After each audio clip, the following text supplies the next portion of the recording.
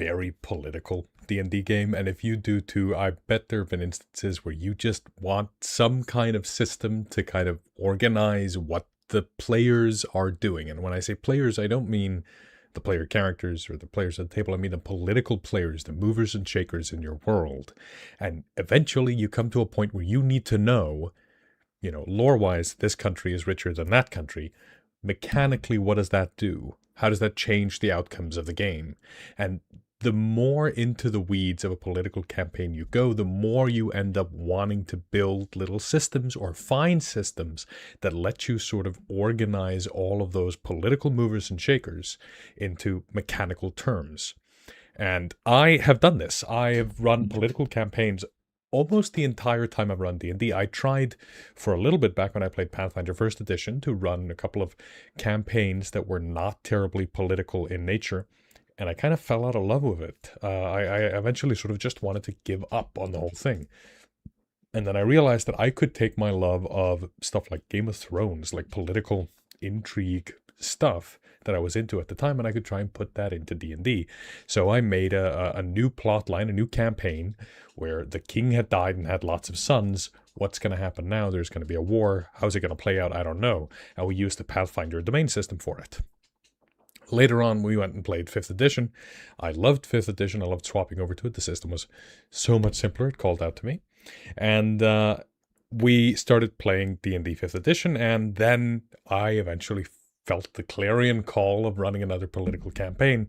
And over the course of that campaign, I ended up making 3 domain systems of my own.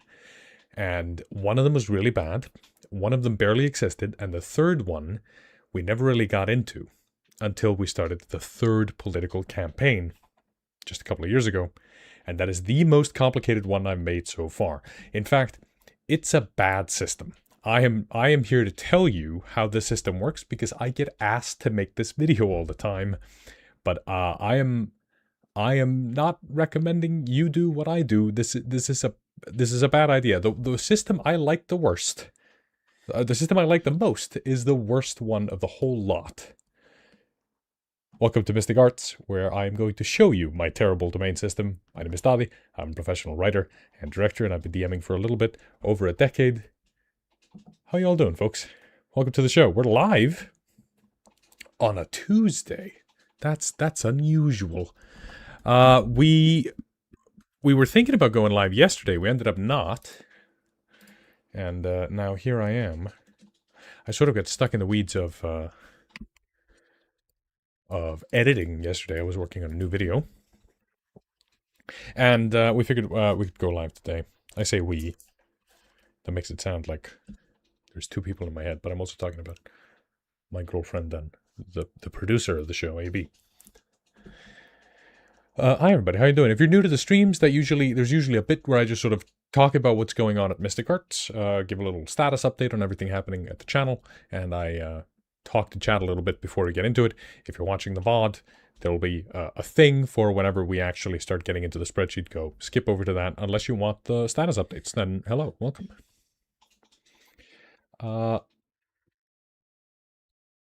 It's good to be back to work. We took it easy for a lot of June. We kept doing videos. I made a video on burnout. A lot of people watched that video and thought that this meant that there wouldn't be videos for a while, but that is not the case. I just wanted to take it slightly easier on all the other things I'm doing, and I did. And it was a little relaxing, but it was also just sort of anxiety inducing because I like doing stuff. I really like doing stuff. So I had a hard time taking a break, as I always do. But I am in recovery now. In recovery from taking a break. And we released a thing on the Patreon. Hang on, there's a button. The GSS Centurion is kind of like, what if a spaceship crashed in your fantasy world and your fantasy adventurers went crawling through the wreckage of the spaceship and you found aliens inside? This is available now on the Patreon. If this sounds familiar to you, then I did this thing last year in much worse layout. Me and Magnus sort of worked on it together, and we had a Word doc of this adventure, but we have now laid it out in InDesign so it looks kind of like the rest of our broadsheets, and we've sort of snazzed it up. We made it look real good. This thing, is going to be the first of this sort of revamp of a bunch of older Mystic Arts products that are going to go all up on the Patreon. On the Adept tier, this is going to be the GSS Centurion. Then later on, we're going to do Soda Springs, which is a town you can use in the Hungry Mutts. And after that, we're doing the Wreck of the Wave Splitter, which we designed on stream together back in, I want to say, April 2025. All of them are getting a facelift this month. And the GSS Centurion is the first of the lot. It's a 20-page adventure. It's a dungeon crawl. It should take you about 4 or 5 sessions to play through. And there's even a little thing at the very start telling you how to go from Fungal Queen into GSS Centurion if you want. But you can also just play it standalone at 5th level. You don't actually need to connect it to the Fungal Queen. Oh, Lava Man wants me to plug Arclight. If you don't know, we're making an actual play. One of these days, it'll be on YouTube. But right now, it is not on YouTube because we haven't finished making it. We have it in early access up on the Patreon for the, I'm going to put the tiers up here again, for the Journeyman and Expert tiers. So if you want to come watch the show, you can do it at those tiers. You can get early access to the episodes before they're ready because we're going to trim them all down and they'll go up on YouTube sometime end of this year, hopefully. We'll see if we meet that. Yes, we're making an actual play. We're actually playing D&D, and you can watch me run the game. If you want to watch me run D&D in a murder mystery adventure set in my own setting, that is up on Patreon right now. And the Discord is alive with plot theories and fan theories and schemes and suggestions about what is going on. What else? What else is going on? Facelifts. Monsters, we're back working on the monsters. If you joined us last week, you saw a live stream where we figured out what we're going to do with our own deep dwarves and deep elves. You actually played D&D. Hey, Private 13, you joke around, but there are people on the internet that seem to firmly believe that I don't, which I find incredibly hilarious, despite all the proof to the contrary. Ha! I actually spent all of today just sort of trying to figure out Gen Con. And we went to UKGE last year, and we went to UKGE this year, which is a United Kingdom-based game convention, and it was fairly easy. It was not that big a deal. We spent maybe one afternoon sort of booking the hotels and flights and things, and then maybe another afternoon making sure we got into the games that we wanted to get into, and that was about it. Gen Con has been kind of life-consuming, especially this month as we're sort of getting up to it. The amount of meetings and texting and stuff that I've had to do to figure out my schedule, much of which we haven't really started talking about yet, but I'm going to be on stage playing D&D with Deficient Master, Baron DeRop, Terran Pounds, ADHD DM,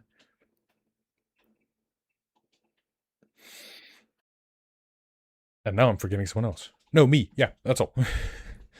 We're all going to be playing on stage, and then there may be another play that I'm in, or another live show that I'm in, and then I'll be doing signings at the Crown booth for a printed copy. Are you ready for this? We're printing the first issue of the broadsheet.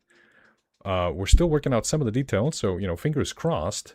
But I just came out of a meeting today with Crown, and we're talking about making the issue 1 of the broadsheet in print, and it'll be on the convention booth at Gen Con. And I'll make sure to go to Blue Sky or on Patreon Quips and tell folks when I'll be there and doing signings, and then you can get your copy signed or whatever you want to put in front of me. It doesn't matter. I'll sign whatever. This is all going to be at Gen Con. But it's been kind of crazy. Owen says you can't figure out how to get into the Discord. You got to connect Discord and YouTube. It says you're a YouTube member, or if you're a patron, then you got to connect Discord to either YouTube or Patreon, and a bot will add you. If that doesn't work, go reach out on the chat support function on Patreon, and I'll see if I can't get you get everything working.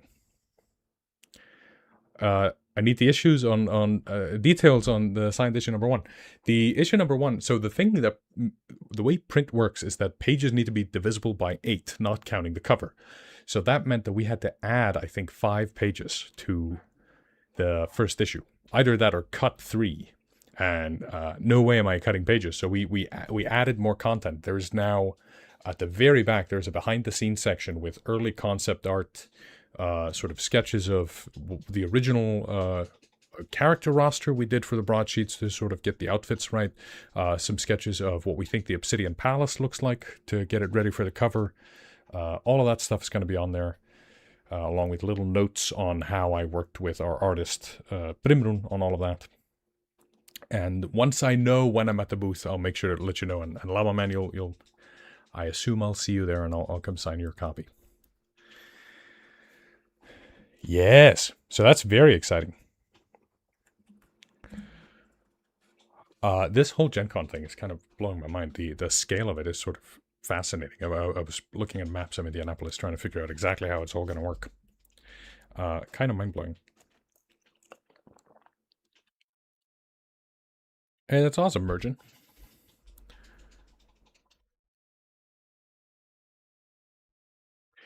Oh, that's lovely to hear, Zainu.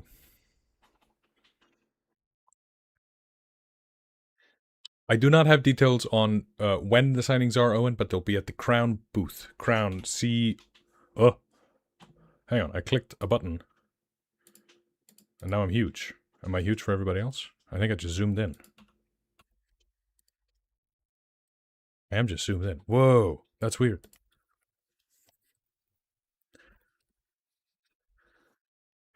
Yeah, Lou.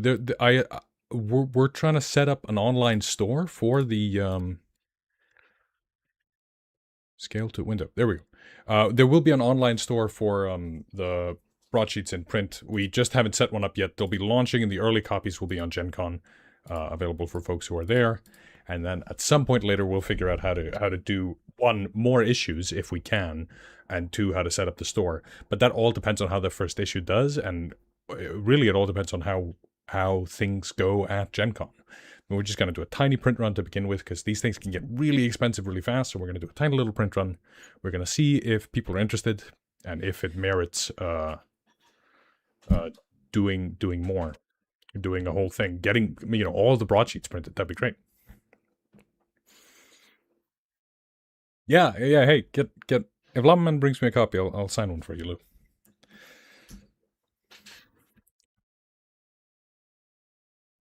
Oh, and it's at Gen Con. It's a convention. Named after Lake Geneva, I think. Ooh. It's been fascinating. Hi, Julia Valkyrie. Thank you so much. I'm happy to help. It is the greatest joy ever about deciding to start doing this YouTube thing, is that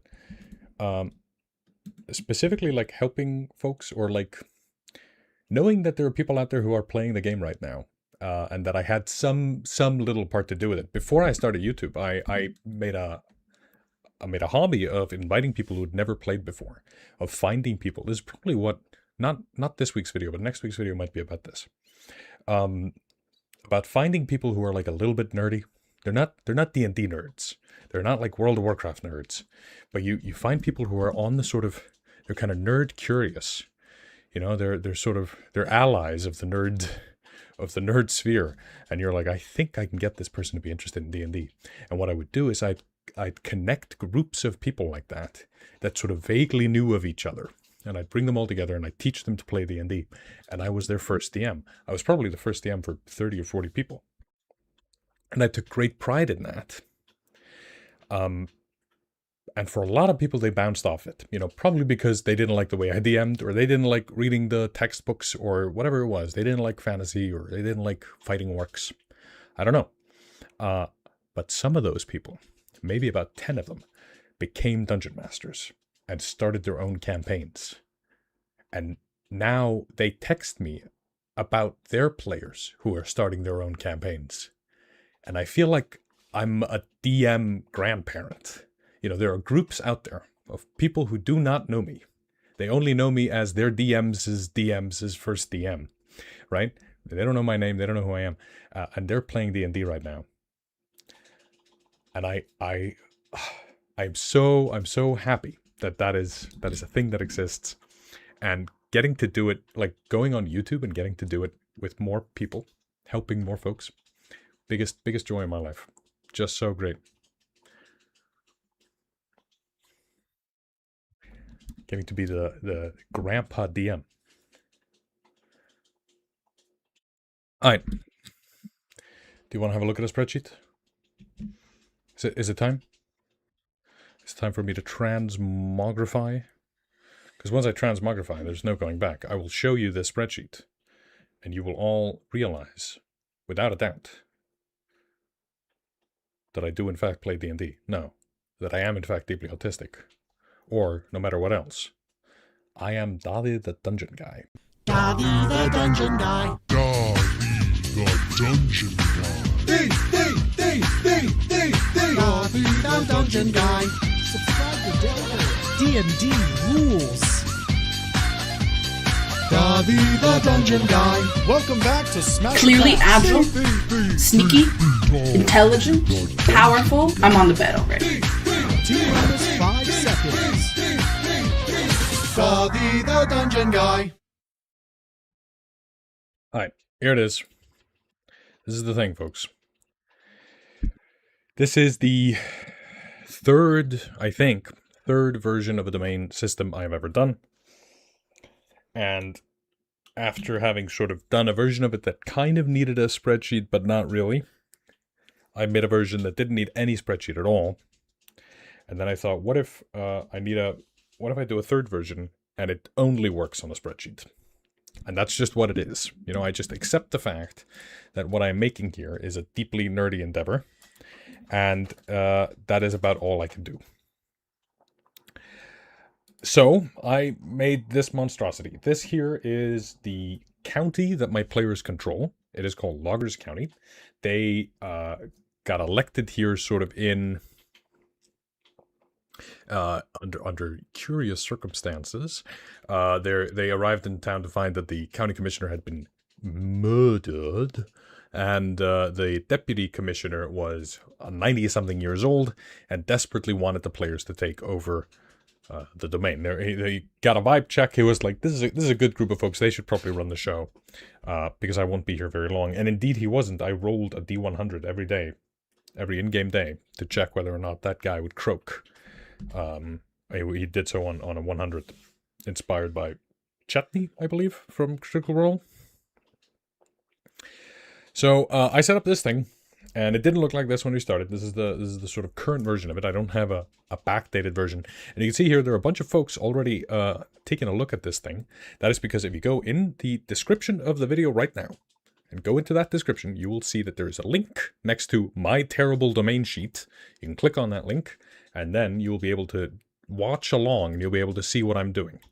If you want your own version of this, and you go click on share and request that I share it with you, I will ignore that. I'm not gonna, no. What you should do is you should go up here into File, and make a copy, and put it in your own drive. File, make copy, put it in your own drive. Because I once shared my scheduling spreadsheet, and I still to this day get emails from people asking to get editing access on my own scheduling spreadsheet. No, just make a copy, put it in your own drive. That way you don't mess it up for anybody else. You can do whatever you want. Yeah, there's a link. This is the copy of my thing. So anything I'm doing in here, I'm not ruining anything for my players. You can just make a copy of this. I warn you, though, this doesn't work. It's not really a system. It's just a spreadsheet. But I think it does a fairly sort of decent job at pretending like there's a system. So what do we have here? I'm going to talk as if this makes sense. And if you get lost in the sauce, just put something in chat and I'll try and keep an eye on it. And I'll make sure that I try and answer your questions if I can make heads or tails of them. All right? Yeah, Lou, I hope you're happy. I'm only doing this stream because Lou asked for it, I'll be honest. So here we go. Loggers County. County population. Any cell that isn't white is not editable, really. Asterisk, kind of. I didn't follow that rule too well. But basically, so here you could see, if you click on this, you can see it's got an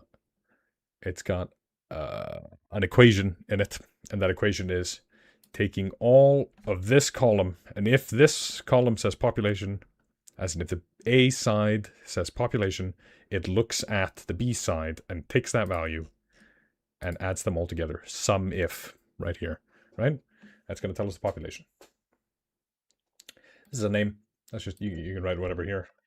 Mystictopia, you know? And then you've got trade. This is just a column. So all of these are columns that I sort of allow myself to put line items into. So let's say one of my players decides that they want to buy 1 mug of ale for, you know, all the player characters every week. I can add in a thing here called weekly ale budget. I go, hang on, Icelandic keyboard. Sum 4 is the price of a mug of ale, and there are 7 player characters. Hang on, you got to do a star, and it'll go 28. I'll put a minus in front of it. See how bad I am? There you go. And now it'll add that to the advisory deficit, which is down here, and it'll add the advisory deficit to the weekly net over here. The net just takes the trade, advisory, and regions. So trade, advisory, regions, takes those numbers from here, here, and here, and moves them over here. The total weekly deficit is the number of all of these put together into this one. Make sense so far? Hey, I don't know why you're watching this. This is the dumbest thing you could be watching right now. You know, there's like useful videos on this website. Okay. Down here, you've got the current treasury. And you can see here, this is referencing checkbook cell D2. And you got the treasury next week, which is just a guesstimate by looking at this cell and adding this cell. So it's going, the treasury next week is the current treasury subtracted, deficit subtracted from the current deficit. Am I mad for making that spreadsheet? Yes. And I cannot stress this enough, we are just getting started. Okay? So, this here is the top line of the domain. If I had done a domain that was just this, I don't think it would have been that bad. I think that would have been sort of largely a functional version of something like this, right? I went a little bit further. I said, one of the things I said at the start is that it only works in a spreadsheet, and you're about to see why. Everything in the spreadsheet is modified by one of these percentage numbers. I'm going to zoom in here a little bit so this becomes slightly more legible. Everything in the spreadsheet is modified by 3 master statistics. Anything that players do or happens in the world modifies these statistics. That is development, which is currently at 79%. That's bad. A functional domain would have about 80 to 90% in all of these, but they inherited a backwater. Shitty little bad backwater. 79% development. They got 59% in their economy score, 67% in their productivity score. Let's say, for example, and this is why this is sort of not a system, but also why I like it, is that I can now do events. So they get a newspaper every now and again. They live out in the boonies. They get a newspaper. Somebody comes along and delivers newspaper from the capital. And there's an article up top that says, you know, according to the definition of a recession, we are now in one. Secretary of the Commerce says this is technically not a recession. Don't worry about it. We're going to fix all this. So that's sort of the basic thing that they get because I'm a political nerd. I watch political news. I pay attention to politics and elections in lots of countries that I don't live in. My favorite TV show is The West Wing. I engage with politics in a certain kind of way, so I put a lot of that into my setting. And if there's any advice in this whole live stream that you should take at heart here, it's not this sheet or what makes a good domain system. It is put the stuff you like in your game. Just put it in your game. Because when you are engaged as the DM, you're going to have a much easier time engaging your players. So take the stuff you like and put it in your game. This is me doing that in a way that my players largely put up with. Anyway. So they get that article. It says, hey, we're in a recession right now. And what I did is I just went into here and I reduced this by 10. Suddenly their economy is now much worse. And do you notice what just happened to the deficit? Did you pay attention? Let's do it again. Before, after. Before, after. These master stats modify everything on the sheet. Because somewhere in the sheet, at some point, things get checked to the master stats. So it'll have something like, hey, income is collected, multiplied by the percentage of the economy, and then it'll subtract the difference and create this. So my players get the news that there is now a recession, and suddenly the thing they spend money on, their money sink in the game, is now markedly worse. Why is that important? Why do you need something like this in a system? A good domain system, which this isn't, a good domain system would have a way for the DM, because it's an RPG system, it's not a board game. It has to have a way for the DM to put their foot on the scales that makes the players care about the world. I wanted my players to understand that when I send them the newspaper, and there's stuff in the newspaper about the devil plotline or the war plotline and about economic news. I wanted the players to care about all three. Why would they care about how trade is doing in the world? Why does that matter? Because when the trade goes badly, their domain gets worse. Now, what's their domain good for? One thing, it makes money. There's a lot of discourse about like how do you make domains interesting? Goodbye, Owen. This is weird. This is a weird thing. So there's a lot of discourse about like how do you make domains interesting? How do you make downtime interesting? You just need a resource that it all keys into. For me, I just wanted it to be about the money. Because if they could put in money to invest in things so that they may later get money out of this thing, it becomes a sort of game that they like playing with. And if you ever played Victoria, somebody called out Victoria 3 in chat, or Europa, those kind of games are all about seeing the number go up, line go up. That's what my players are doing here. They love the idea of seeing the line go up. So, here you got this. Here I got the advisors. They're paying for a chancellor. That's in the law. One thing I do a lot in this is I'm like, hey, the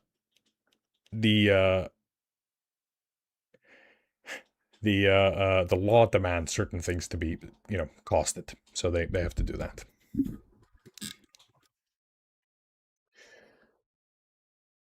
Now this brings us to the second part of the spreadsheet. Just below is the stores. All the things in town generate value in tons. So a farm makes X many tons of food. There's also a little thing here for selecting what month it is. Don't worry about that right now. Actually, now's a good time to show it. It is currently harvest fall, which means they are currently harvesting their crops. Last month, it was mid-year, and they were only making 1 ton of food every week. Now it's harvest fall, they're making 440 tons, and in winter, they're going to be losing food, right? So, you're right, Lou, everyone's leaving. It's a bad idea, bad stream. So, yeah, it matters what month it is. I also have a little weeks until bankrupt here, just because it used to matter a lot more. Now they got a bunch of money in the bank. They're not that worried. Let's set it back to harvest fall. There are various luxury goods, but there are also consumptive goods that you have to spend. So food, for instance, you can see the formula up here. It checks whether this column says food. If it does, add the number next to it. And then multiply it by B10, which is the productivity. And then subtract this number divided by 100, meaning that your domain consumes wood equal to 1/100th of its population. And you notice it's subtracting this productivity number, not this one. This one here is the one that's modified by development. Development's kind of your most important stat. If development's 10%, everything just tanks. If development's 100%, you're actually not that bad off. Like, you can have fairly crap economy, but 100% development, you're gold. So these are the luxury goods. They have values. You can see one thing that might jump out at you is they have silver fairly early on. And this is the reason I went and did this, is this kind of stuff. By going this granular, I'm able to find windows like this one. There was a silver mine, an abandoned silver mine up in the hills. The players desperately wanted to go figure it out. And all I had to do is say, there is silver in them, their hills. And then suddenly players are deeply interested in going there because they will want to get the silver. They know that silver sells at 1 million notes a ton. A note is just a copper piece. So they know that it sells at 1 million notes a ton, and they know that silver, they'll be able to get some silver if they go build a mine there. I have a mechanic for rolling dice to figure out how much silver you get. This here thing makes it so that suddenly they're going, oh, we should go up into the mine and find the silver. And now, as the DM, I can put whatever I want in the mine. It could be the main plot. It could be a huge dungeon. It could be deadly beyond all belief, and it was. It killed a player character. But they are desperate to go into that mine because it will solve their entire domain, and it has. They get to roll a d8 every week, and if they get an 8, they get a ton of silver. Suddenly, they don't worry about money. That whole thing has made it so that, like, they want to go out into dangerous territory, and they're going to go get the silver. And this is kind of the underpinning of the whole thing. You know, if you looked at Kingdoms of Warfare, Matthew Colville made a very smart decision in that game where he says, this, you can just put this on top of any campaign you're playing and add armies into it, right? There are some things your domain can do. It can, like, but basically your domain, all it does is it either screws with the enemy or lets you build an army to fight the enemy. That's all your domain does. And I think that's very clever. This doesn't do that. This is a story engine. The fact that I say, hey, there's silver up in the hills, the players suddenly go, oh, I should go into the hills, get the silver. Or I can just say this dungeon has 1 million notes of gold in it. 1 million notes worth of gold. And they immediately go, think about all the things we could build with that. Think about how good our domain would be if we got 1 million notes. That's how I hook them. That's why this is useful to me. I don't know that it's a terrible domain system. Terrible, bad. But it is useful in that one respect. So this is the top line. We just explained how that works, right? Any questions on the top line or the stores before I show you how the towns work? Maybe I shouldn't take any questions. I should just keep going, and then we can ask questions later. Yes, let's do. Oh, yeah. I programmed in 2 little buttons so that I can click next week.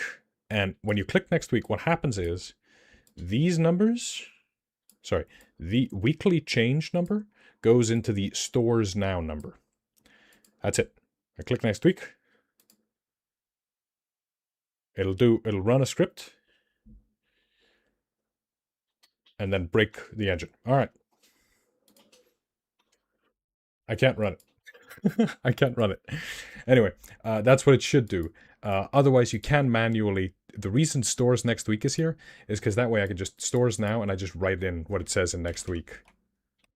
And now I've done the conversion, and that's fine.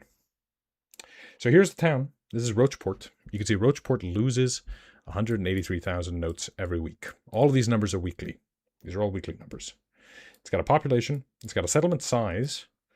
Median income. You can see it's all attached to the population. If I now add 2 zeros in the back of this, it suddenly says city. It changes the income. It changes how much money it's losing. Everything's attached to the white cells. These are the editable cells. Court exterior development is kind of the most important stat. We talked about it a bit at the start. I'm going to try and not go too much double backing over, because at that point this will never get done.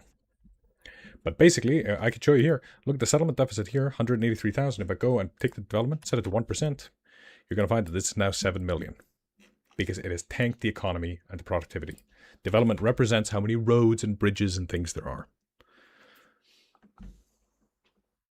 Iron Engineer, you don't have to be a patron to get this. There's a link in the description. You can open it up. Is there an equation in stores now? No, it's a white cell, which means there's no equation in it. You can just write anything in there. Bam, there you go. No worries about it. The gray cells all have equations. For questions like that, go open up the sheet yourself. You can go check whether or not there is an equation in something. So, Rocheport has a tax rate of 19%. There's a bunch of things in this quote-unquote system which are just things that I know. 19% in this case is the tax rate that is the highest that the player characters can get away with charging, because the county commissioner, the mayor, the king, the guy in charge of the domain, has, I believe it's an intelligence score of +4 and no, +3. And then he's got proficiency bonus 3 and 3, because he's got expertise. That gives him +9, which means 9 plus 10, 10 being a flat nothing, right?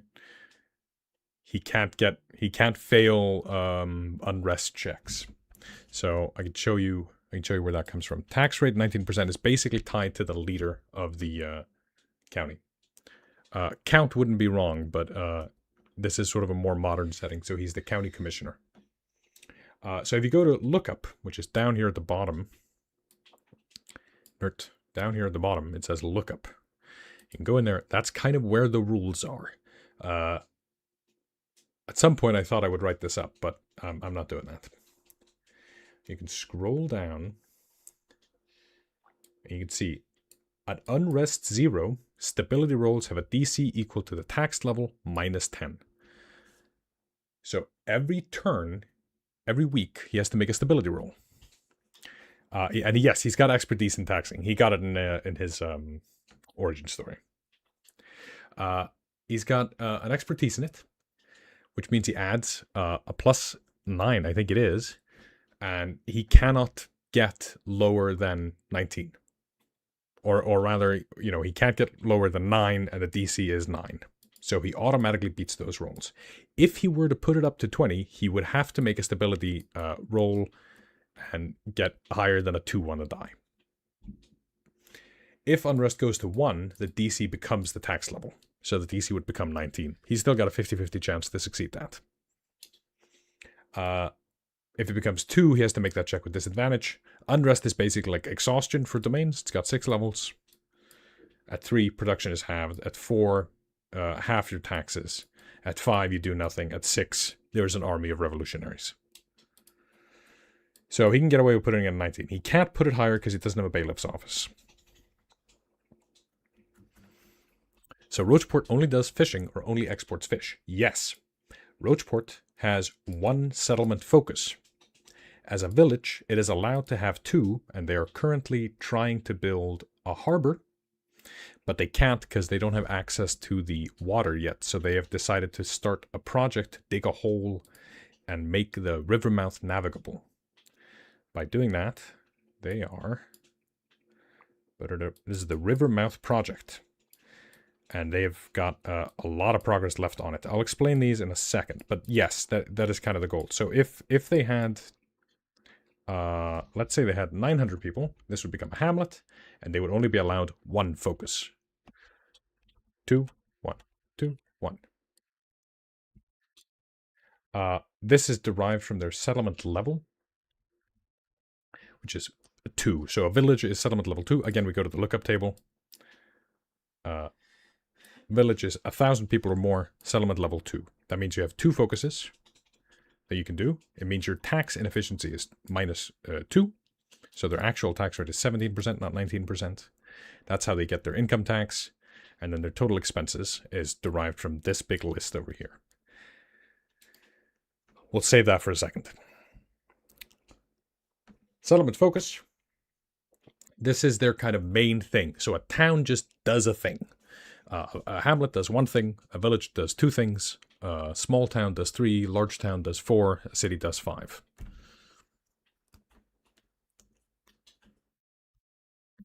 So they do fishing, and if they were to do something else, let's say they started doing forestry, yes, it adds cost here and adds this much wood. Now it says 26 tons. That is, you know, if you go up here, you can see how much tons the town, the whole like domain gets. It's 20. And if they go get 26 tons from here, it should be 46, right? Wrong, obviously. It has actually modified by the productivity. So they only get 53% of 26 and add that for a total of 33 on top of the 20 they normally get. So everything is always modified by the productivity, whether it's how much wood they get from the forestry or whatever else.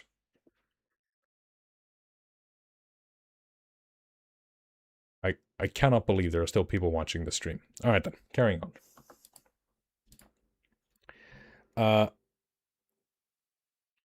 If you have a services focus, you can have more features than focuses. Some of these are like they give you number of tons per thing. Some of them just give you a modifier. And some are quite complex. So they're trying to build a harbor. Let's say they did that. They would then increase their median income by 200. Now their current median income is 700 plus a bunch of factors. This factor, you know, 0, 0, 0, 0, multiplied by the economy. So the median income right now is 428, but that's 700 multiplied by the economy. So actually, just to show you how that works, let's turn the harbor off, and it's now 333, right? Median income.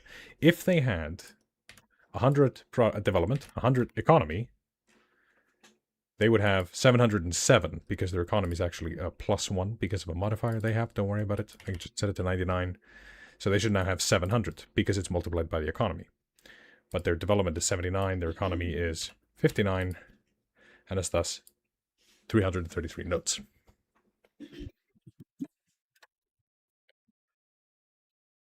Is Magnus in chat? Oh. For those who don't know, Magnus, my writing partner who plays with me all the time, works with us on all the Patreon stuff, including the GSS Centurion, just became a father yesterday. His wife had a kid. And here I am educating. He says, you're educating the next generation of nerd, but I only made it about 1 minute into the start of the stream before the baby started crying. Oh, poor little baby. Thanks for stopping by, Magnus. Sweet. Now, obviously, a town having like a thing it does is very simple and sleek, makes a bunch of sense. So naturally, I fucked it up. I made them all have 3 different categories of things. They have focuses, which are determined by their settlement level. They have industrial sectors, which are these, of which they have a bunch of things, and they basically just spend money to do a thing. So, you know, they have fishing, provides them 19 tons of food, and costs them 10 notes. Now, it's not actually 10 notes, it's 10 notes per capita. We'll get into how that all is calculated in a second, but it's 10 notes per capita. If they wanted to spend 20 notes a capita, they could go and add a butchery, and it doubles output from meat. Yes, 20 notes per capita, and now they make 39 tons of fish. Aha. So they are kind of modifiers on top of these. You know, that you need, these are limited by how much population you have. These are limited by money, and they only ever modify these things. Asterisk, some of them do other stuff. So like armories, yes, and you get 1 tons of arms. A steel mill, you can spend money on to convert iron and coal into steel. You can make a winery. Yes, if you have the natural resources for it, you get 1 ton of wine. You know, there are different kinds of these. And then you get settlement features. They are different kinds of things you can build. You can build a school. It adds 1% to your economy, which is why the economy is 1 higher than it should be otherwise. right? Remember when I set them both to 100 and it was 101? It's because of the school. But it costs 10,000 notes a week. Same with defense. You alert of army movement or religion. You got a chapel. The faith can make stability checks. Oh, cool. And you can have a bunch of these. Asterisk, you can't have more than you have features. You may be wondering, why do they have 4? So first off, this one doesn't count. This is a DM controlled one. Surely I should have called it something different than a feature then. You doy. What I should probably do is say that services is industries may exceed focuses. Basically, I'm not done. This is a mistake. It shouldn't be like this. This feels more advanced than EVE Online. You know, I don't know if it is, but it feels that way, doesn't it? And we're almost done with this town. You can see here, it's the sort of whole cost section. First off, single line items. This is the salary for all the features. That's just these numbers added together, 22,000. And the sheriff is paid 1,400, Cecilia Halloway. You can add other singular line item costs in here as you want. Hi, Trek. I'm sorry.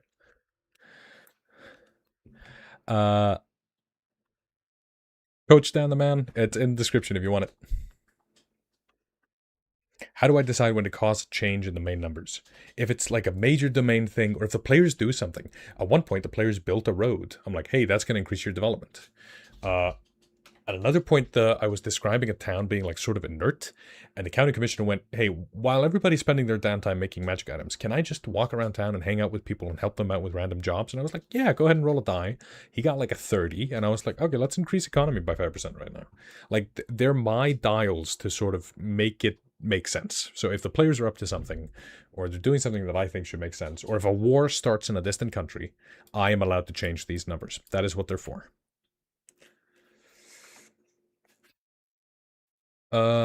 Then we get to this section. This is kind of the most complicated bit of the thing to grasp. But this is per capita cost. So by having one focus, they pay 10 notes per capita. Meaning, you take 10, you multiply it by this number, and you would get a subtotal. So, but they take 10, they add 10, the cost per capita is nothing, so it costs them nothing right now, because they have growth. They have rapid growth in their region. Now, if they had no growth, they'd lose 12,900, because 10, you're going to get this, folks, 10 multiplied by 1,290 is 12,900. That's it. That is how it works. Except when it goes to total expenses, the total is divided by the economy, which is 47.61%. This stat here is just referencing B8, which is just this stat here. Economy, right? So B8 goes down to here. Total expenses. So once all these expenses are tallied up, they are increased by how bad the economy is. So economy makes your wages go up and your costs go. Wait, good economy makes your wages go up and your costs go down. Bad economy, other way around. That's a death spiral. Hi, Agile Monk. Member for 18 months. That's I don't know that there are any more months. Wow, you've been here forever. Thanks for stopping by again. Thank you so much for the support. So here's other per capita costs. These are building projects they've got going on. And at one point the players were like, what if we build more than there are slots for it here? Will you add slots? And I just decided, no, these are the maximum amount of projects you can have going on because F you. But this is the thing they got going on here. Wow, we must be in a bad economy then. Yes. Yeah. These are mad times we live in.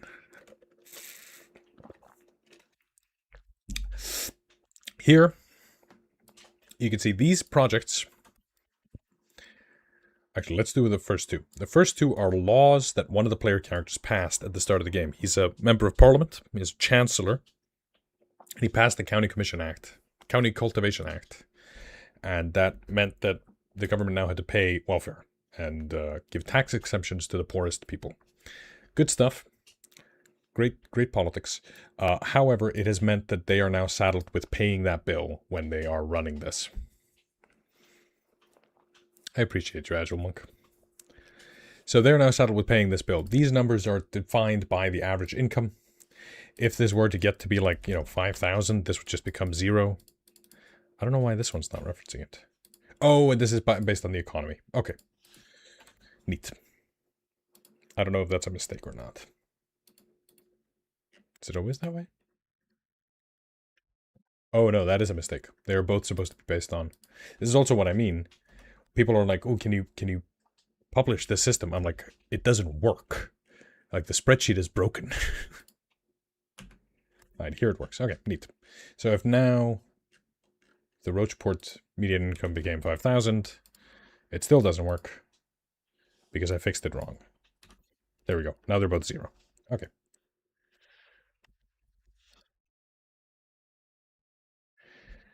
Sweet. That'll save them some money. Oh, I have to fix this on the other spreadsheet. God damn it. Oh, so Parliament saddles local governments with paying benefits. Yeah. Yeah, they do. This is called an unfunded mandate. That's when Parliament sets laws. That means that the local government needs to take care of it, even if they can't afford to. So that's what these are. I have to move this so that it's out of the way of my picture. Then these are building projects. This is how much it costs them to build a thing. Why is it -10? Because if you go into the lookup table, you can see that it costs 10 capita per cap build each of these, or each of these, or each of these. It's always -10 notes per capita. And then it says constructing a focus takes X D8 weeks and increases local costs by this much when it's done. I think we changed it to 10. So again, people are like, hey, you should publish the system. I'm like, it doesn't work. Industry might increase it by 20? I don't know. Let's see what happens. 10. So these are wrong too. 20 notes per capita just was too much. Like, it basically meant that nothing I ever made was solvent, which is a hilarious simulation, but probably not fun game. And then these numbers here at the back, these are notes on how much they have left to build. So this fort that they're building is going to take them 5 weeks, and then they roll a d6 for how many weeks. So it's always dice-based, and I thought that was important because I don't want the game to be, oh, we want to build a fort, we can afford it, and we're done. I thought it was important for a domain system to include randomness. Basically, normal governments, when they budget things, they don't know what it's going to cost. They know that it's in this kind of range, but then they're going to go get bids on it, and then they're going to run into some trouble. There's a story about when I visited Köln in Germany for Gamescom back in 2019. There was a subway project that was being cut through the city.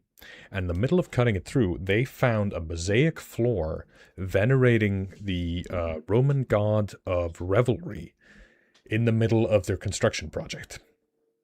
Like a 2,000-year-old historical site. And now they needed to dig like an extra mile of tunnel or something. And the added cost was insane, but they couldn't destroy this Roman temple that they were digging through. So I think it makes sense that they roll dice for how difficult is it to make a fortress. Maybe there are some ruins there we could use. Maybe there's a great foundation for it. Maybe we just actually have a really good string of it, and it only takes us a few weeks. Maybe it's a mess and a half, and it's going to take us ages. Maybe it only takes us a few weeks, and then it's sort of operational, even though we have to spend some more time kind of getting it done. So I wanted it to be die rolls. With most of these things, it's like 2d6 or 3d6 die rolls. This one was 4 die rolls, and they're d8s. And the first roll was a 7. Because this is like a large project of terraforming. Yeah, Zach Palm, exactly.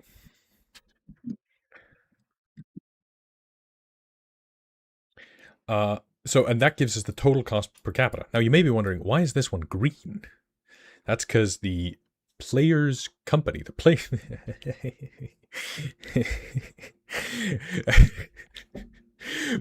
my players were like, what if we don't just run a domain? What if we also run a corporation? And you're going to be in charge of the corporation. I'm going to be in charge of the domain, and then we're going to work together. So one of the players was like, the corporation is going to pay for building a doctor's office. Surely that puts money into the domain. And I was like, yeah, I think it does, because you've got money that isn't related to the domain. You're putting it into the domain. So if they get investment from someone outside, somebody, and this is another sort of story element, the way this works as a story engine, is that I can now say, hey, this contractor comes along and says, I want to build in your community this thing. And it's going to cost this much money, and I'm going to spend it in your community. And as a government, you're incentivized to say yes, because that's money that's going to go into your economy that you will then tax. So you want to say yes to those projects. And governments get in trouble all the time for accepting these things, because oftentimes they're unethical, or they're, infringing upon the community, or they marginalize certain people. They do all kinds of bad things. But the fact of the matter is the money's getting into the economy, and that's where the moral quandary comes up. And I wanted to do that in my game. I wanted to make sure the players get offers that makes them go, no, that's gross. But it would fix all our problems. And they're probably going to say no, but they're going to be tempted. At one point, I gave one player a check for 100 million notes from the richest guy in the country, Lionel Krauser. And Krauser said, like, if you make money, I make money. So if you build this bridge, you're going to strengthen your local, regional economy. Eventually, because I get a cut of every single dime anywhere, that's going to make me richer. So go ahead, here's some money. And they don't want to cash it, because surely there are strings attached. So they're not gonna. So they're walking around with a check worth 100 million notes. But that also begs the question, why haven't they torn the check if they're not going to cash it? And they're walking around with it. Aren't they sort of tacitly agreeing that this would be useful? And that one day they may want to use it? I think it's fascinating.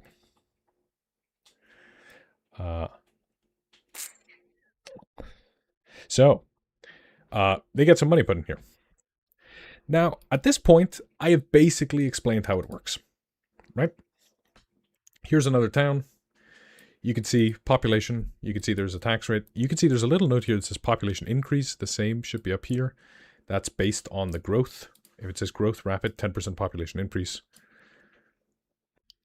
Because these are boom towns, so they found some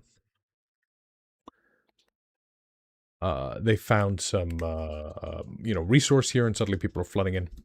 Jake's I love Krauser. He's my favorite character. Krauser is so gross. I love him. Are there strings? I don't know. I don't think Krauser has decided that there are strings. I think Krauser is just giving them this money. And then maybe one day he will decide that he needs a favor, and he will remind them that they took his money. That is the string. He doesn't need to say, and then after this, you start doing me this favor, and ha. No. He is just giving them the money to put himself in a position where he is above them. And if they decide to cash the check, and then they decide to slander one of his candidates, he's going to go, what are you slandering them for? You took all my money. You built all of this with my money. You're just as bad as the other guy. Haven't we heard that political discourse before, right? So these are the things that I'm always trying to get involved here. Anyway, blah blah blah. Maybe that's a more interesting topic to talk about. But I'm just going to go through this. Here you can see there's another building project. That one's 20 nodes per capita. It's a huge building project.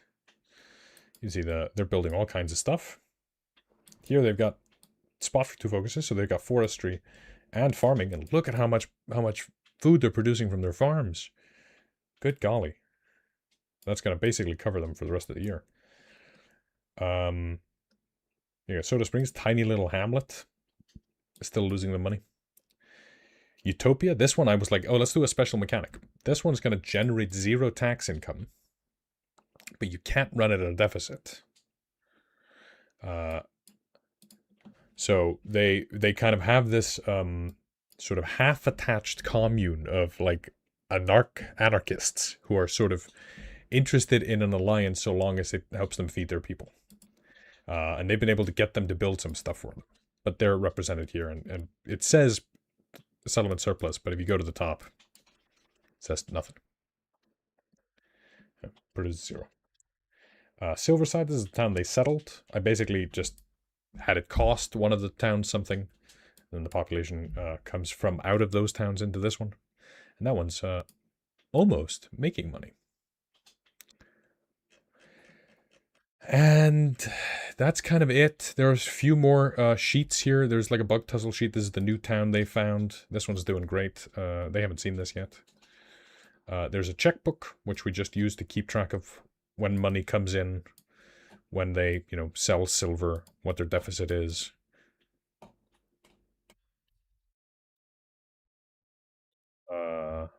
Trading wood for food. This one was an even trade, so they didn't actually spend any money.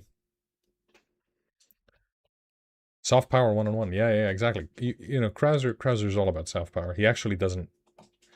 The thing is also 100 million notes to him is nothing. It is literally just him buying himself a foot in the door at their place. He would be happy if they took the money, they spent it, and then he could say, hey, how would you like 500? I need a little favor. I'm willing to give you 500 if, he's literally life-changing money for everybody in the county. But for Krauser, he's like, yeah, I could just give you this.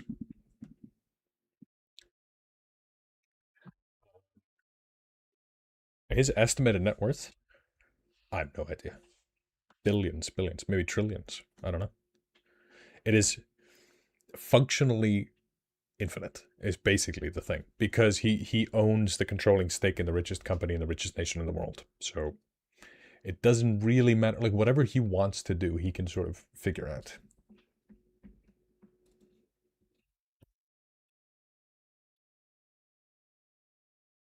Does he even know? Doubt it.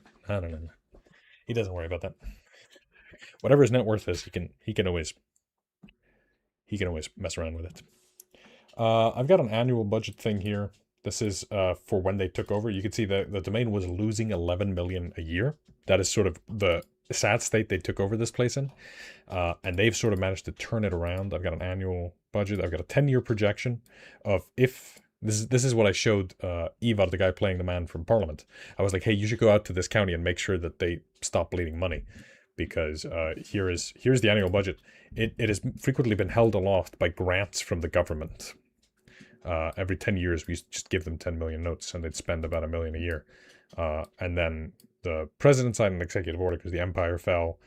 Standard Pulp buys Lone Cabbage, the town. One of the towns out of the county. Just now there's a company that owns that town. And then they got cultivation grants, and that sort of helped for a bit, but it wasn't enough to stem the bleeding. And then the cultivation grant got cut, and then the player, Barton Cleveland, gets sent out to sort of try and help turn things around. They got projections. They're like, this is how bad it'll be in 10 years. If we can somehow buy Lone Cabbage back, we will make back the loan required to buy it back in 10 years. What else do I have in here? Oh yeah, here's the Lone Cabbage buyout. Yeah. Good deal. This one's different. Oh no, this is a copy of if they just use Krauser's check to buy Lone Cabbage back. One of the players was like, what if we take Krauser's money? And Lone Cabbage was sold for 52 million notes. What if we take Krauser's money and we just buy Lone Cabbage back? How long would it take us to like go green? And I'm like a year or two? Easy. Krauser can just, yeah. And then we got the lookup. Here's what all the sort of different industries do. All the things you can build. How much it costs to build a bridge, because one of the players was like, I want to build a bridge. How does that work? Railroad, settlement sizes. Oh yeah, how do I describe? So like they're at 79% development. What does that mean? That means they have no systemic road dangers, but they do need a bridge or another connection. They don't have a bridge that leads over the river into the county. So, right now everything has to go by ferry. And then economy, they're at 59%. That means nearby regions are negatively affected. This is worse than a recession. Yes, I think that's accurate to describe them. Productivity, they have a productivity crisis. Their workforce is leaving for better regions. Maybe it's time we bump them above 70. I think that's not true anymore. So I might just go, like that. We'll see. So that's the domain spreadsheet. That's how it works. I think it's a bad idea. I don't think anybody should do this.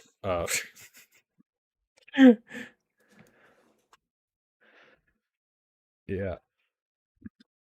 The lookup table is more detailed than the county. Yeah. Lookup table is kind of insane because that's basically the if this, if there were a PDF, that would be the lookup table.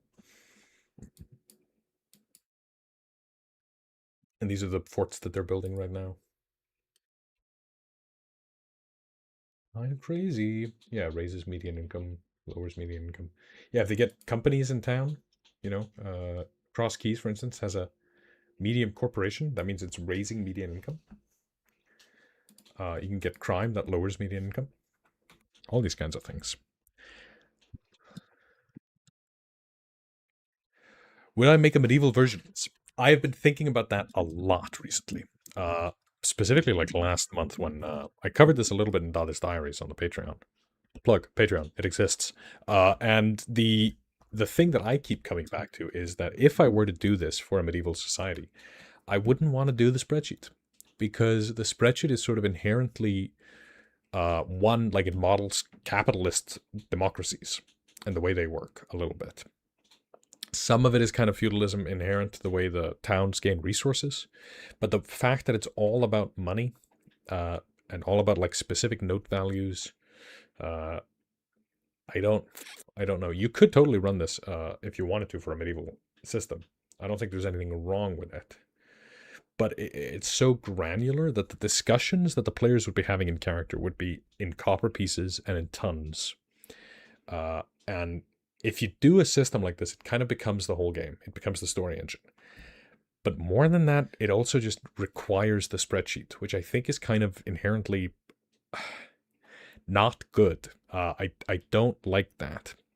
I think it's perfectly fine for my home game because my players, I've got them by the balls, and they'll play this stuff if I'm like, this is what I want to do. They're like, okay, fine, we'll get into it. Hell, one of the players is exclusively interested in this. Everybody will start talking about romance or who the bad guys of the campaign is, and he'd sort of sit back like, And then I opened the spreadsheet and I'm like, what do you want to do? And he's like, I've been thinking about that can factory that Jenny wanted to build. I've been thinking about Jenny's cans, he says. And I think there's a certain kind of player that gets really engaged with this. And if you don't have them at your table, it's not going to work. But I knew I had about 4 of them.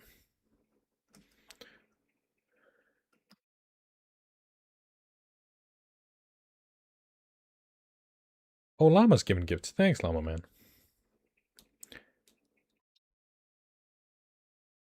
How do I track laborers and tons of resources? I don't. I track mostly just the money. The tons of resources I track come in here. And that's from the settlement focuses. But I just wanted to simulate the required...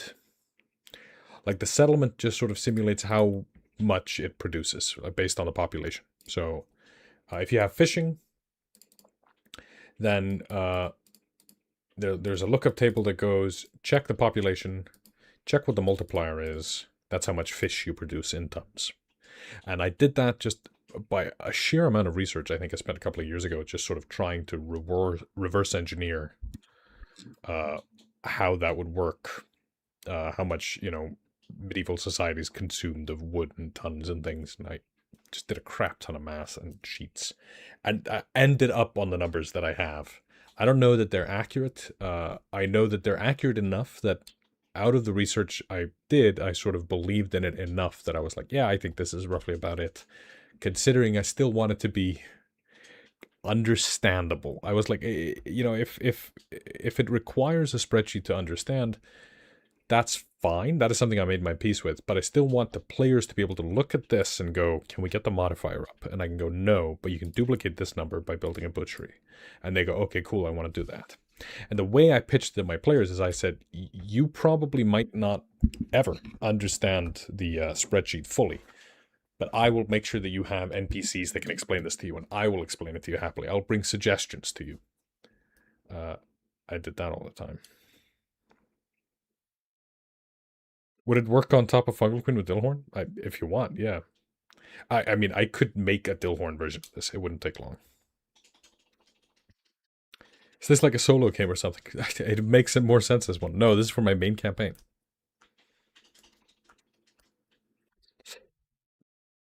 Yeah. Lost Firehunter says, it feels like this is too involved. You are correct. It feels like it would need to be reworked all the time. You are correct. I rework it every time. I guess I'll be spending time in Excel tonight. Oh, God. If I can suggest anything, don't. I only did this stream because Lou asked me to very nicely, repeatedly. And I figured if I can make Lou happy, that's a good day.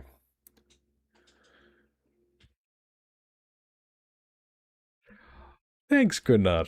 I'll make sure to text this to Mr. and Mrs. Magnus. Thank you so much. That's really kind. I'll send it over. Do I play a lot of Civ 6 type games? Absolutely. I play Civ 6 a lot. I was playing just the other day. I play Europa. I play City Skylines. I mean, this is the kind of game that I love. Like, your game sounds like a fusion of Hearts of Iron and D&D. Yeah, 100%. 100%.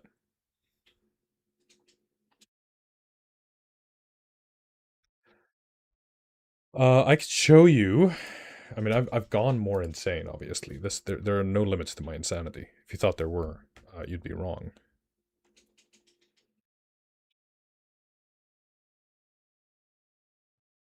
This is I extrapolated this out to a whole nation. So I made one for Blackguard, and then I made other versions of a similar system for like different states, figuring out their net. I did one for some of the bigger ones, some of the smaller ones, some of the really small ones, and I extrapolated that out to what it would cost to run the country, and then what the federal budget is like in 1450 based on like US and UK expenditure as a percentage of GDP, creating this massive sheet, and then, because I can't help myself, I then extrapolated that as an annual expense history, including national growth, debt to GDP ratio, the size of the economy, the change, so the deficit slash surplus year after year, the overall debt. Because a part of the campaign that I'm running involves telling the players exactly how screwed the country they live in is. Yes, this is a Uniball. This is a Uniball pen that I'm futzing with. I futz with all the things at my desk.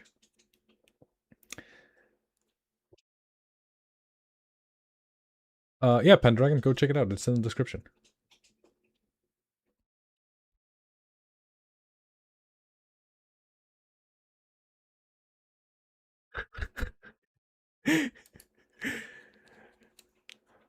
Magnus says that he'll collect Gunnar's donation soon, but the child is not allowed to work yet, so kids are useless.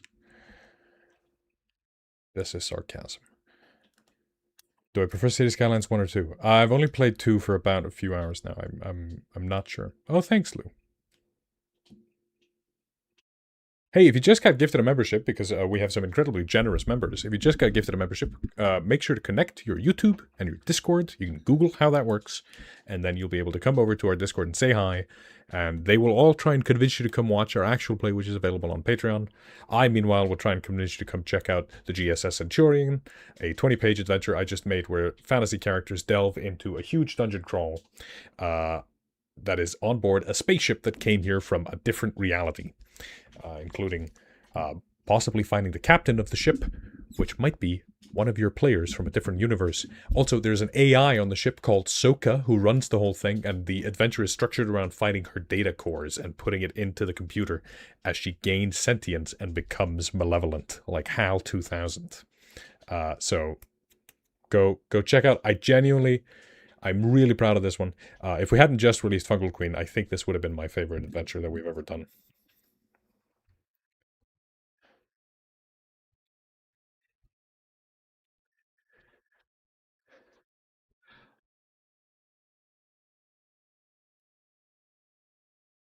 One GM friend said to me, "There's no limit in doing things to spoil the players." And every time I thought I've hit the ceiling, I see something new. Yeah, right.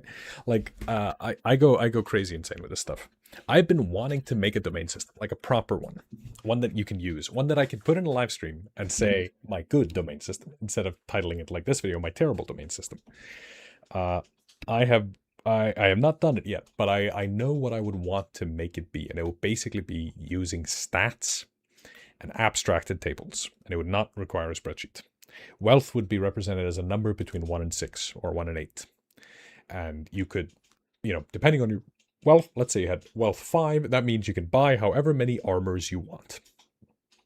Not enough to, arm a unit, but, individual sets of armor, you'd be fine. If you can arm a unit, you might have to decrement your die from a 5 to a 4, right? Or lower your treasury score. And then I do that for treasury production, whatever the stats are. And then it would be based on the map. Somebody asked earlier in chat, I didn't get to it, but somebody was like, how many towns for a region and stuff like that? That is not a part of this system. It is just the map. Like the map just controls it. How many towns are there in Loggers County? Well, it depends on how many towns I have put into Loggers County. When they arrived, there was Lone Cabbage, which had been sold, Cross Keys, and Roachport. They have since found 2 towns, found 3 towns, and settled 1 more. So that how many towns are in a county? I don't know. How big are windows?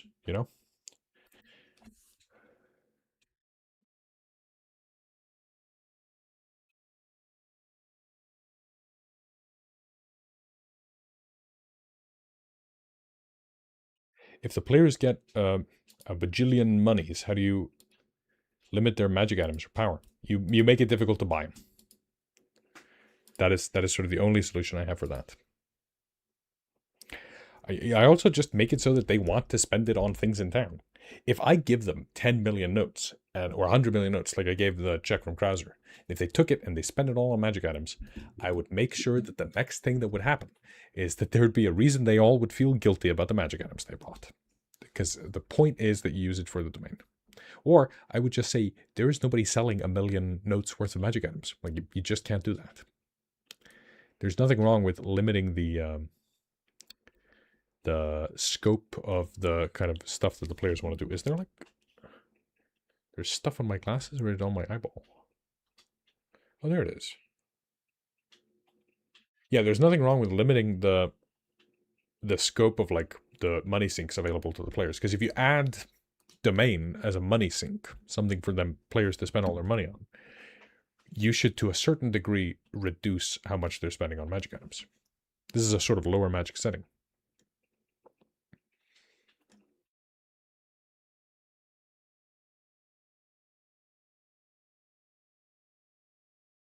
Hi, Sansaru. How you doing?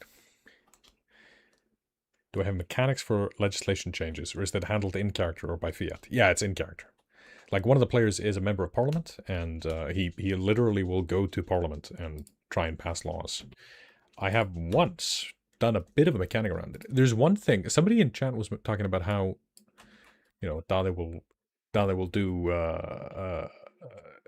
he'll make mechanics and stuff like that. Yeah, people tend to sort of watch, if you're just watching a YouTube video, how would you know what kind of person somebody is? And they might assume that I'm the kind of person that does a lot of DM fiat or whatever goes, rule of cooler, or maybe they assume that I'm all about combat and hack and slash, or I'm all about roleplay and character backstory. But also, I just love making little mechanics. Even if it's just for one session, I might make a simplified mechanic just so that I can present something to the players as a thing that is a toy that they can play with. Because the more informed the choice is, and the shorter the distance between impactful choices, the better your game is. Those are the only 2 things that really matter. The rest is just window dressing. Oh, he's a member of parliament? That's fluff. Oh, his name is Barton? That's fluff. There are 7 parties in parliament. That's fluff. How many of them want to vote for this bill that he wants to pass? That's important. Out of the 7 parties, this many votes want the bill. These people want this other bill. Can you compromise? Can you take elements of this bill? Can you remove elements of your bill? Can you compromise with the other sides? And then get a functioning thing out of it. That's the game. Informed choices. Distance between them. Get this distance down, get the informed choices up. More informed, more better. That is where a good game happens. Everything else is, window dressing. It doesn't matter. It matters, don't get me wrong. But if you fail at those two, it doesn't matter how good your window dressing is. It's just window dressing. It's like, wow, nice window. You've no hard content for them to bite into. So I did a spreadsheet with there were 7 political parties. Each one of them wants to pass this bill that does this thing. And the bill wasn't tied to any mechanic in the spreadsheet, really. I was going to figure out how it affected the spreadsheet later. I would sort of present it to the player, and then I'd try to reverse engineer what it means on a local level. But then I just said, this is what everybody wants. Can you construct a package bill that includes the stuff from a majority votes of parties? And he went, okay, I like this policy, this policy, this policy. Those 3 parties should get a majority. Oh, but 5 people in this party hate this one thing. Either I get rid of this one thing, or I try and get 5 votes somewhere else. We did a whole session like that. He spent 4 hours going between the political party leaders, the faction leaders, talking to them. I mean, can you call that D&D? I don't know. He had a class. Like, he had class features. It didn't matter.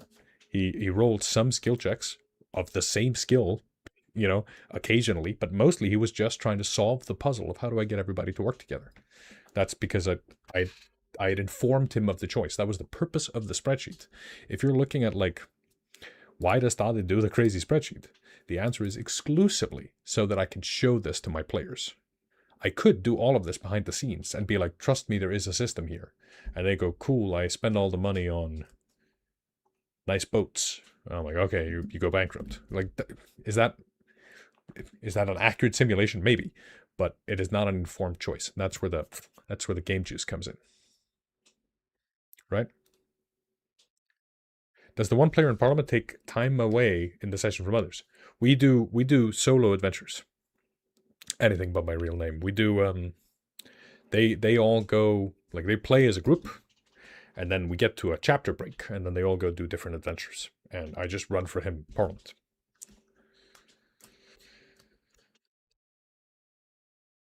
What map tool did you use to make your region map? Photoshop. I got there's a live stream on the channel where I'm making one with and I got chat involved, I think.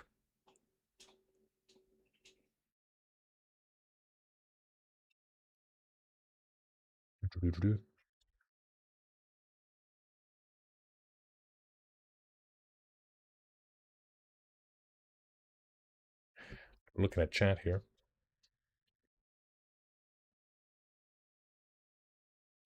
Yeah, I'm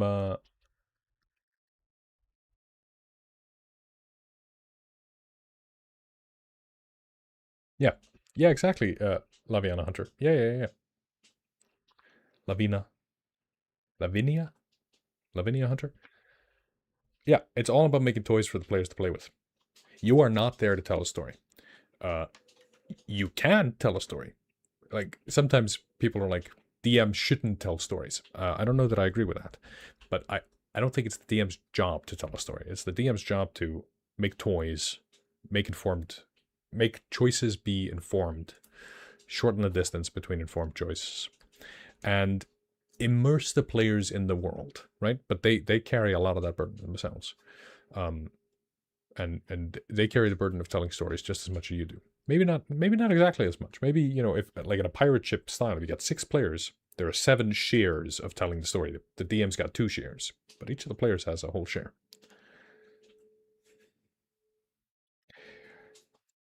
Jail Lixit, did your players go into Loggers County expecting to renovate Roachport, or did you add that when you got there? They didn't know that it would be Roachport specifically or renovating specifically, but when we started the campaign, I told them this is going to use a crazy domain system I made. This game is about micromanaging the hell of a small county, and you are going to be building it up together. That is what the game is about. Which is, whenever I'm thinking about wanting to do a proper domain system, one that could fit in a rule book, I have a whole idea for how it would work. But I don't want it to be sort of a thing you can attach onto any campaign. I don't want to make a thing that is, here's a domain system and an army system, and you can put it into Curse of Strahd. I want to make a domain system or an army system that is a setting and a story engine. And that is the lesson I take away from the crazy spreadsheet nonsense. I think I needed to get it out of my system, and I'm happy I did, and I'll continue to use it in my home game. And if you wanna have a look or you wanna make your own, there's a link in the description. You can go grab it. But the idea of doing a domain system for me is exciting because I could go make one that is a story engine in and of itself. Maybe it's a setting with domains in it. Maybe it's a campaign frame. Yeah, 100%. It would be like, here's the world. Here's how these domains work. Here's the bad guys of all of these domains. Here's how you make stories in here. And here are some examples of where you can start. And then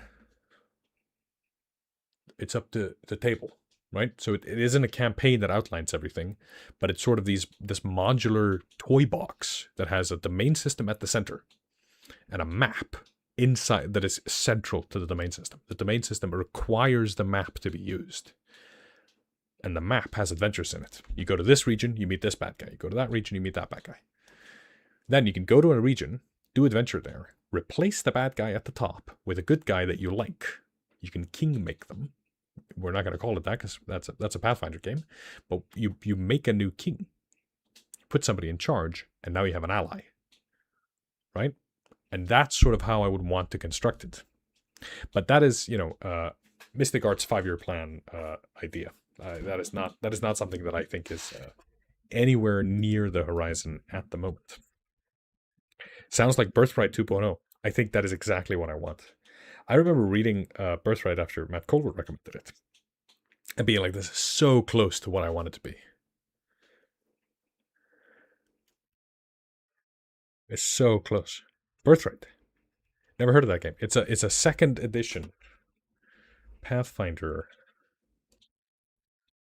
Second edition D&D campaign setting. And back then, campaign settings would have their own adventures, their own monster manuals. It would be a product line. It would be huge. I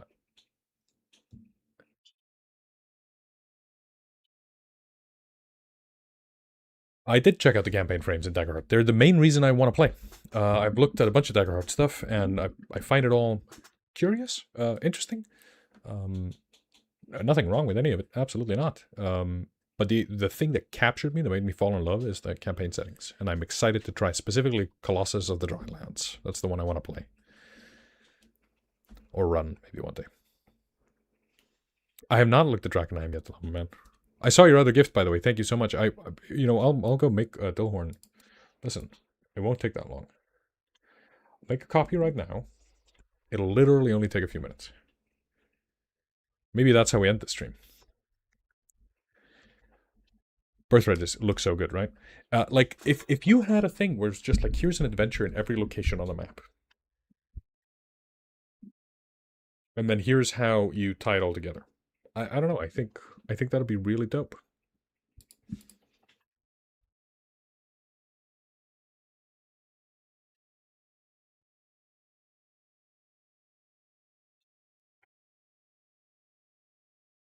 I think it'd be really, really dope. But I've not looked at Drakenheim yet. I should. I really should. It looks like the thing that'd be right up my alley. Alright. Let's make a domain.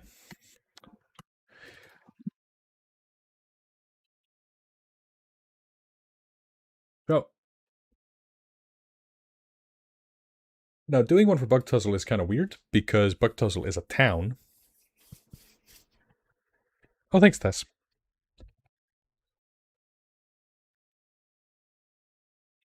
Could I give tips on how to blend this into Fungal Queen? I need you to understand, Jay.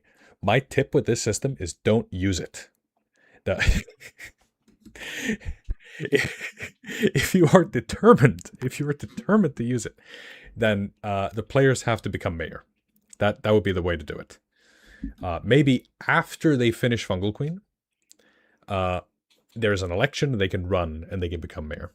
Or you do a time skip and they can become mayor. Foxy, no, I'm telling you, don't use this. This is a bad system designed by a crazy lunatic madman. So we're gonna go ahead and we're gonna be a crazy lunatic madman now.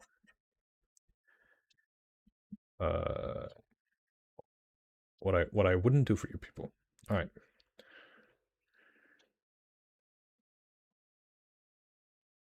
Now you're all going to see my terrible Excel skills.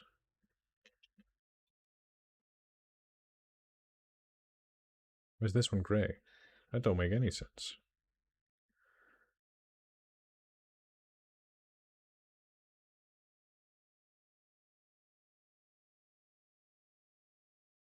All right.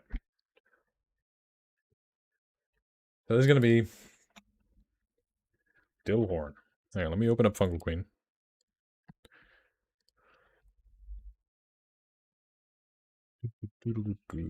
Did you know, by the way, that you can now get Fungal Queen in a print-friendly format? It is not available in print yet. One day, everything, God willing,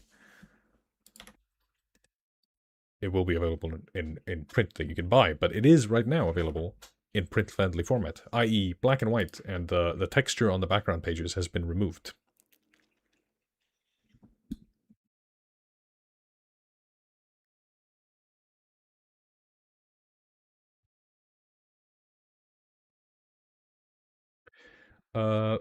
It's awesome printed. Yeah, Foxy, you got it printed, right? You were one of the folks who were asking for it, so I went and did it. So this is Crown of the Fungal Queen. This is an adventure I made. It's 160 pages, and it just got shouted out by Bob Worldbuilder for being good. So if you aren't sure whether or not I'm being genuine when I say that it's good, just know that Bob Worldbuilder thinks it's good too. So, Dillhorne, hang on, I'm going to swap screens here. Dillhorne has a population of 1,200.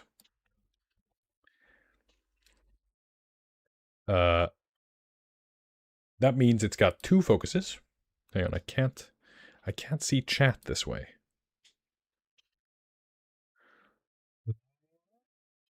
Alright, we'll just have to deal. It does not have a fishing industry. Let's remove all the features for now.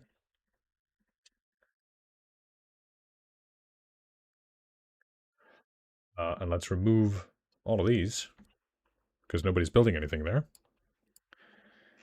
But I'll tell you, they are not in as much developmental trouble as the rest, as Loggers County is. Are they in need of a bridge or other connection? Well, that depends on whether or not the players are starting the game with the train there.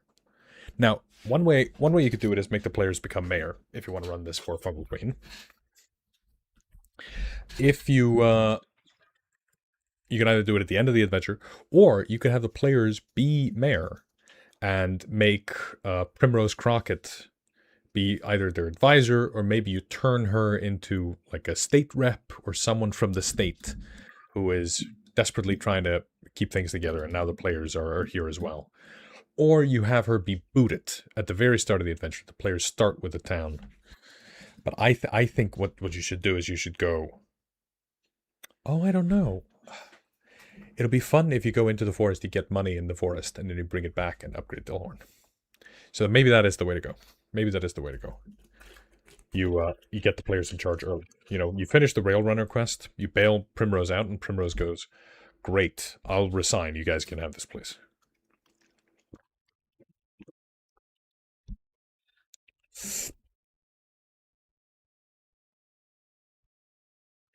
Now, technically, this is a part of a state, and it's part of the Crown Lands, which is a kind of a weird sort of state.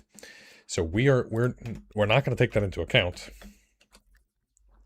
because that basically means that Dillhorne is fine. If you were to take all the Crown Lands and take them together, Dillhorne could run a deficit and be fine.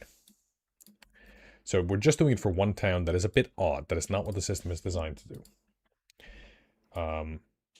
In need of a bridge or another connection. Yeah, I think that's probably accurate.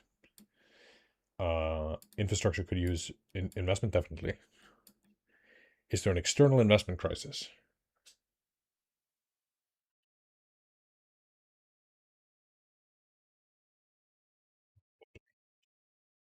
By regions contain uncompetitive industries, definitely.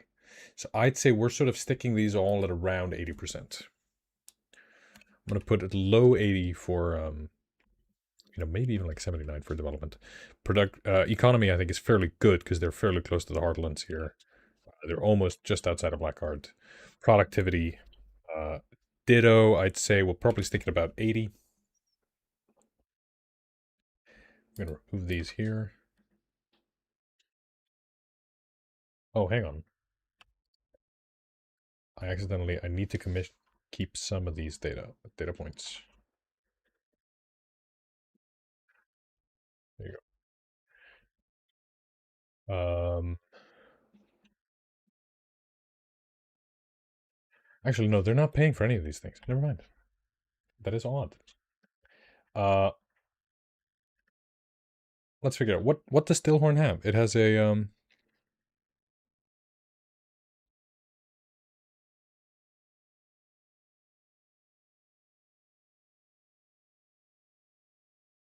if you get the rails off strike. Yeah. So, I mean, they have a lumber industry. Yes. And they definitely have have that worked. Yes.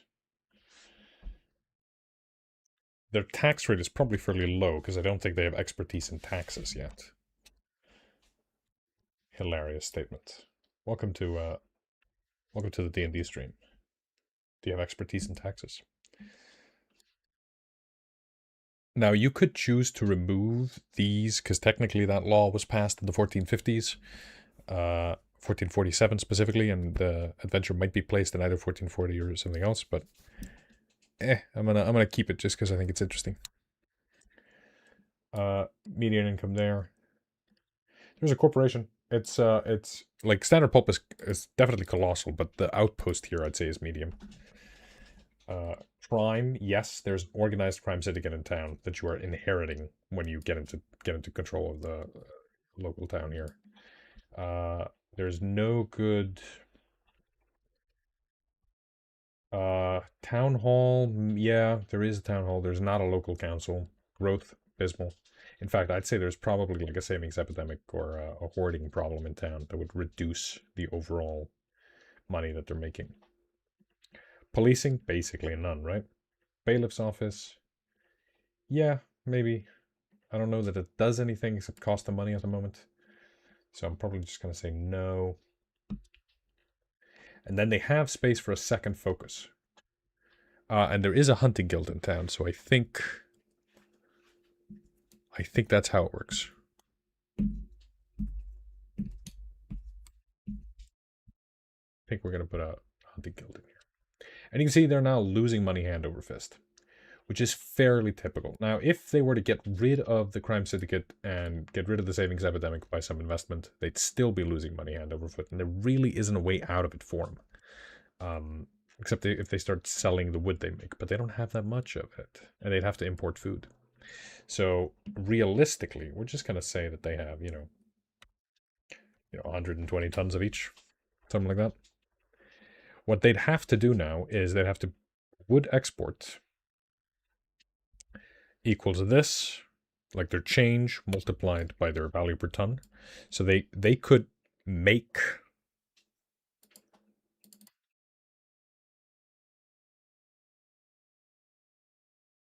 why is that? Oh, because there's a fraction in here. Okay. So they could make about $6,000 a week for selling wood. And they'd have to buy food.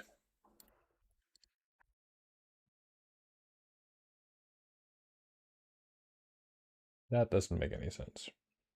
8 tons. This should be 16,000. Why is it so low?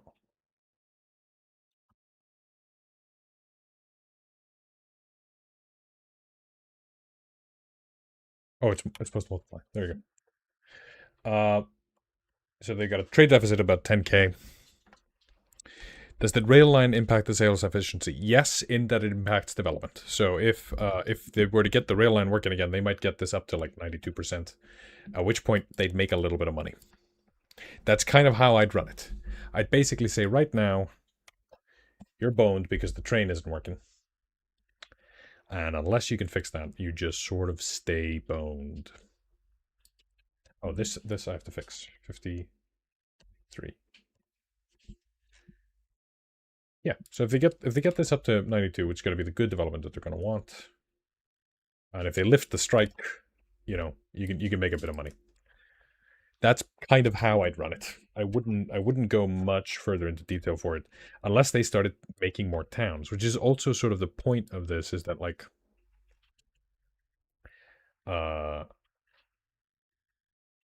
these don't make much sense. This I'm gonna have to.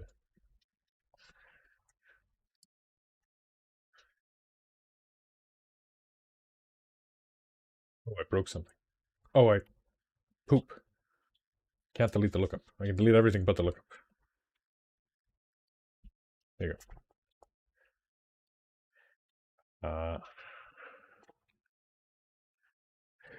go. That's kind of where it's at. Like they'd be losing a little bit of money unless you were to fix the development and the productivity. So what I'd do is I'd add on those situations in Dillhorne. There's like a situation no train, situation strikes. I'd add onto each of them increase economy by 10%, development by 5%.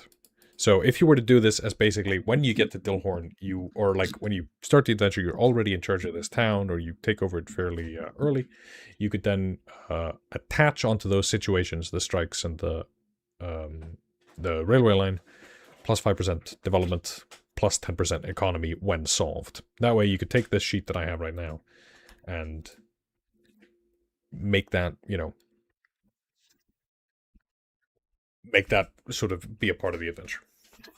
I wouldn't think there's much else to do because right now it's still like it's a part of the state. So realistically, they're not keeping that money to themselves. At least, I mean, there's nothing wrong with running it that way, I guess. That's the doc. I can make it so that anyone with a link can view it. Save. I'll stick it in the video description whenever I get access to that. I could just do that now, I think.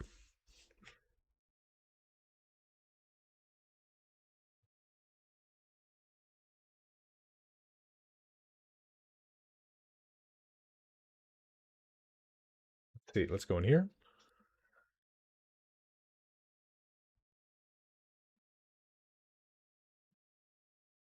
Save. Add it. If you refresh, then it should be in the description. Hi, hexes. Hex 6 edges. How you doing?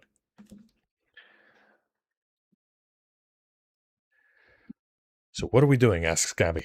We just sort of finished explaining the entire domain system, and then made a new domain for Dillhorne. Dillhorne. Funny name, isn't it?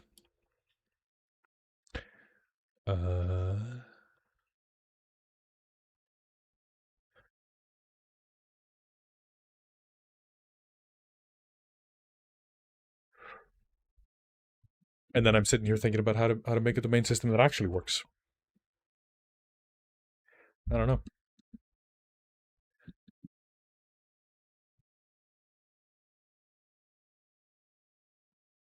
I think also a big thing that we should do is make sure that the balance is nowhere near as high as it is. Like we should clear this out.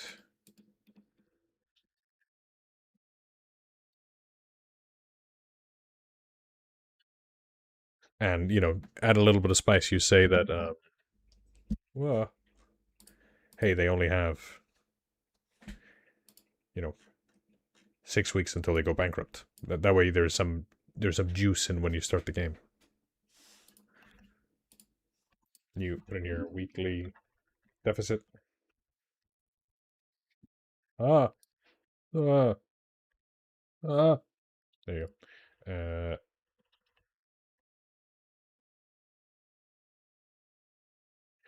Copy that a few times. And then make them have, I don't know, 80. Make them have started the year with fucking 400,000. That means that the players have 10 weeks. Let's make it less. 4 weeks. We can make it a bit more. 5 weeks. And then if the players bring a bit of money, put it into the domain, it can be 1 more week. Maybe we make it less. We make it even tighter. Not that tight. 2 weeks. That way, if they bring 50,000 notes, they buy themselves another week, which they are now going to be incentivized to do. I'm going to delete these rows. We don't need that many of them.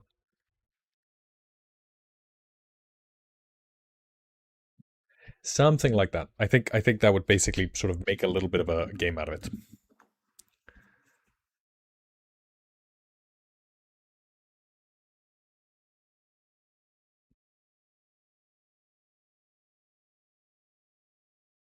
Yes, Foxy is correct. You need to do some fixing if you add more settlements. Why doesn't it work?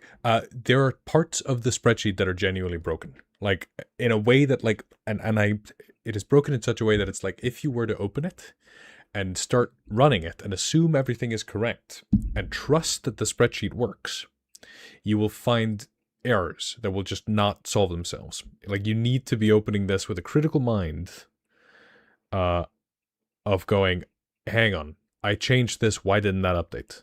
You can only run this system if you completely understand the spreadsheet. If this were a video game, this would not be ready for release. It is too buggy, right?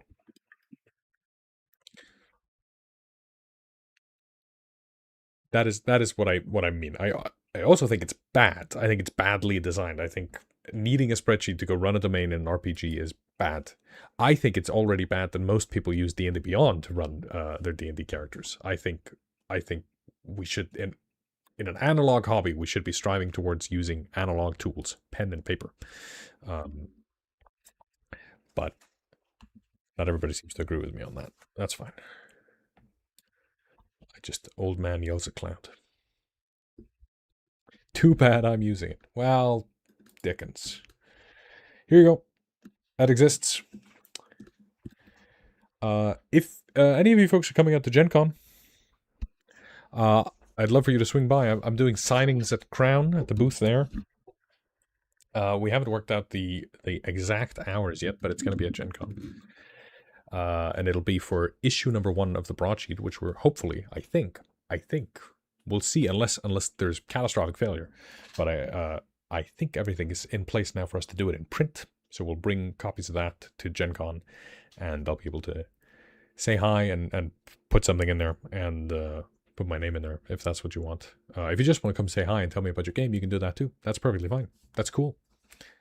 And if you don't want to get a copy of the broadsheet and you want me to sign your, I don't know, your DMG, that's fine. I'll be at the Crown booth then.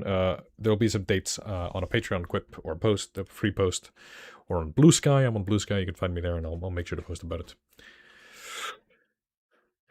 And if you want an adventure where you're a fantasy character delving into a spaceship from outer space that crashed through your reality, come check out the GSS Centurion, which I just updated for the new layout and now has better art and maps and stat blocks. There's a whole bunch of stat blocks in here, including one for a defense robot and how to run a ship AI as your players explore an alien ship from outer space. And yeah, if you check out the Patreon at the Adept tier, you'll be able to grab this. You'll be able to see the broadsheets as they're ready, and the new monsters and other adventures that'll be coming out at the Adept tier. If you join us at the Journeyman tier, you'll be able to get access to Arclight, the actual play that we're working on, the where you can see me run D&D games in my setting of Black Art, where all of these numbers and all that stuff comes from, with my players. It is currently in early access on Patreon, and it'll get eventually edited down into a YouTube series. We're going to cut it up real nice. We're going to do like a multicam show out of it, but that is going to take ages. It is already taking ages. When that is done, it's going to go up on YouTube, but until then, it is available in early access on Patreon for anyone of the Journeyman tier. And if you want both the PDFs and the Arclight show, you can become a Mystic Expert, and you can then see both things. And there's a whole discourse every time we upload the actual play on the Discord. There's people who fan theories and talking about their favorite scenes. Really, really engaging stuff, and it's so amazing because people pick up on all these little details that you might not notice otherwise. So if any of that sounds like it's up your alley, come check it out. Llama Man says they're going to need to get 3 to 4 signed copies. Yeah. Absolutely fine. I'll sign as much as you want, Llama. Anyway, I think that's where we're going to pick it up next time. Thanks so much for joining us. This channel is run by me and my girlfriend. I don't know if she's going to wave. Hey, B. Thanks so much for watching. And if you're feeling generous, come check out our Patreon and support what we do here. And if you're feeling really, really generous, make sure to like, comment, subscribe, and hit the bell to be notified when we release new videos. And until next time, do me a favor.